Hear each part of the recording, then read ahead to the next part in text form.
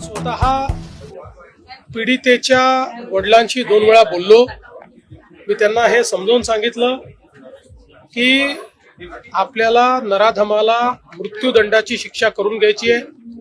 त्याकरता वेळेत चार्जशीट दाखल होणं आणि केस चालणं याकरता आम्ही माननीय हायकोर्टाच्या माध्यमातून सगळ्या गोष्टीला फास्ट ट्रॅकवर नेतो आहोत. रेकॉर्ड वेळेत काम करण्याचा आमचा या संदर्भातला प्रयत्न आहे. लोकशाहीमध्ये आपल्याला सगळ्यांनाच असं वाटतं की अशा नराधमाला भर चौकामध्ये फाशी दिली पाहिजे, पण ती लोकशाहीत करता येत नाही. लोकशाही कायद्याने चालते, पण कोणाला कायद्याचा दुरुपयोग करता येऊ नये या दृष्टीनं कुठलाही लूपहोल न ठेवता या नराधमाला यमसदनी कसं पाठवायचं, त्याला मृत्यूदंडाची शिक्षा कशी होईल, अशा प्रकारचा संपूर्ण प्रयत्न हा राज्य शासनाच्या वतीनं त्या ठिकाणी केला जाईल.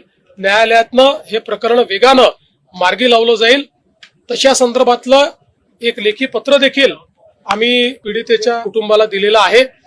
घटना गंभीर आहे, रोष देखील साहजिक आहे. नागरिकांचा रोष असणं काही हे चुकीचं नाहीये. मला असं वाटतं एवढंच आहे की त्या ठिकाणी काही लोक हे त्याही परिस्थितीचा फायदा घेऊन काही वेगळ्या पद्धतीचं वळण लावण्याचा प्रयत्न करत होते. पण मी मुलीच्या वडिलांचे आभार मानतो की त्यांनी ती परिस्थिती समजून घेतली आणि सीपींशी चर्चा केल्यानंतर त्यांनी हा निर्णय केला की आम्ही हे कॉल ऑफ करू. दुर्दैवाने काही लोक त्यांनाही जाऊ देत नव्हते, त्यांनाही अडवायचा प्रयत्न करत होते. ते लोकही कोणात हे लक्षात आलेलं आहे, पण ठीक आहे, आता त्याच्याबद्दल फार काही आपल्याला करायचं नाहीये.